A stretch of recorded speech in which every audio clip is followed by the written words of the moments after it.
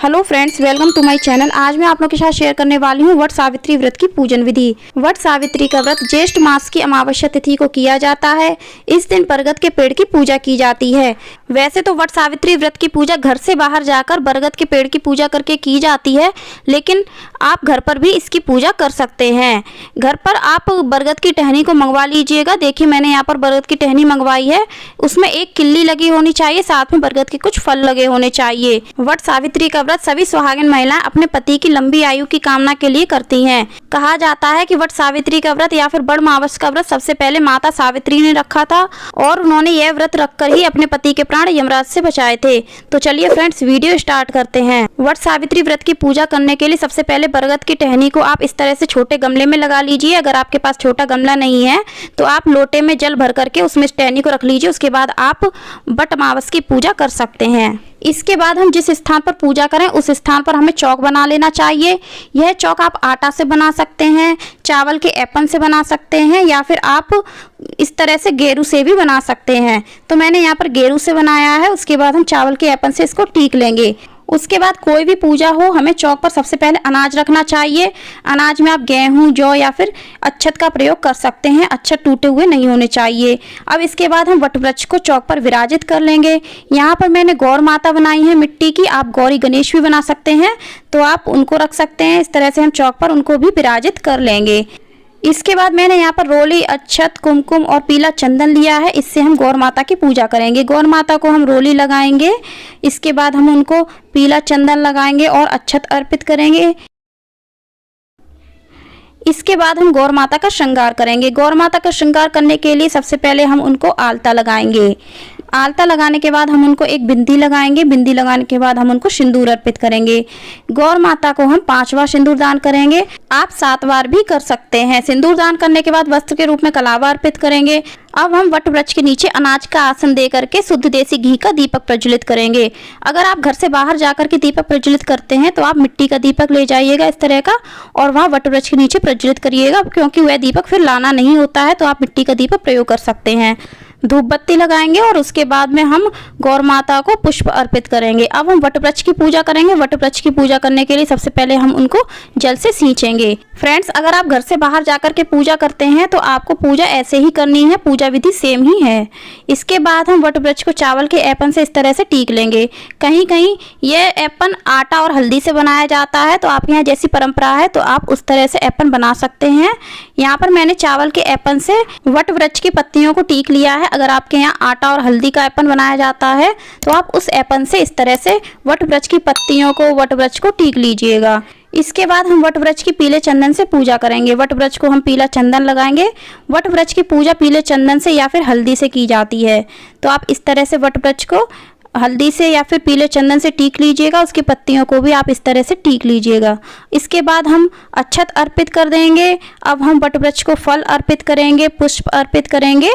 आपके पास जो भी मौसमी फल हो आप आज के दिन वट वृक्ष को अर्पित कर सकते हैं। आप फल के रूप में खरबूज भी अर्पित कर सकते हैं।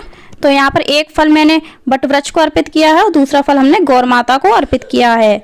बाद में आप यह फल प्रसाद के रूप में घर में सभी को बांट सकते हैं। अब हम वट वृक्ष को भोग लगाएंगे। भोग के रूप में आप घर से बना हुआ भोग भी वट वृक्ष को आज के दिन अर्पित कर सकते हैं। ध्यान रहे, भोग में प्याज लहसुन नहीं होना चाहिए।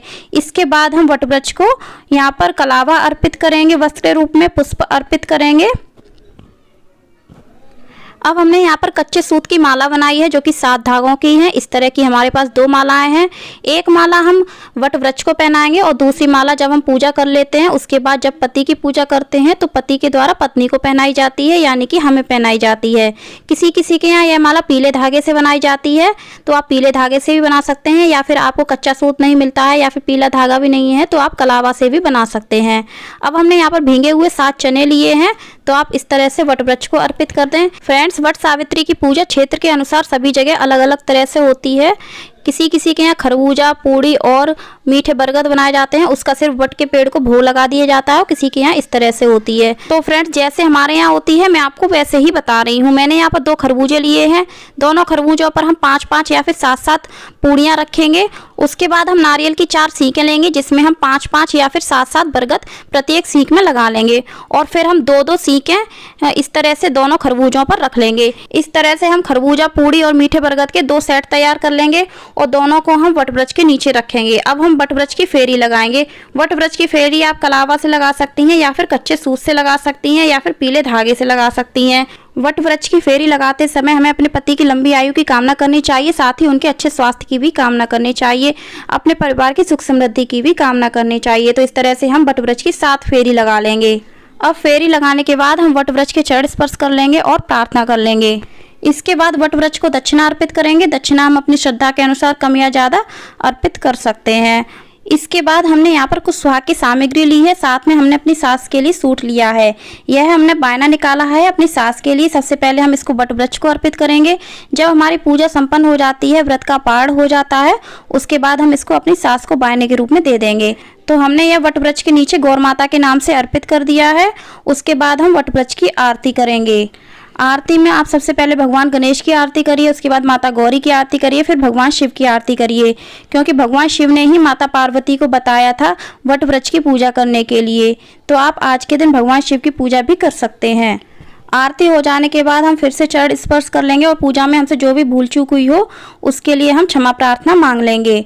इस तरह से हम पूजा कर लेंगे। पूजा संपन्न हो जाने के बाद हम वट सावित्री व्रत की कथा पढ़ेंगे।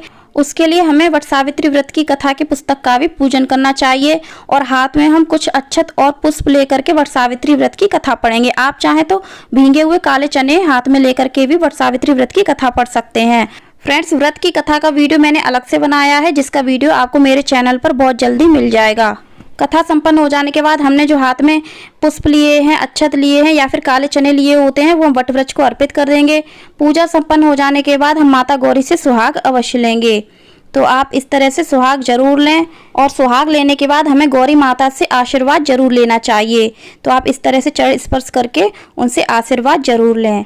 अब हमने यहाँ पर 2 जोड़े बनाए हैं, खरबूजे के, पूड़ी के और मीठे बरगद के। उसमें से एक जोड़ा हम सासू माँ को बायने के रूप में दे देंगे, जो हमने सुहाग सामग्री निकाली है उसके साथ में, और दूसरा जोड़ा हम अपने पति के द्वारा अपनी झोली में रखवा लेंगे। साथ में हमने जो 7 धागों की माला बनाई थी वो भी हमें अपने पति के हाथों से पहननी चाहिए और आज के दिन हमें अपने पति से आशीर्वाद जरूर लेना चाहिए।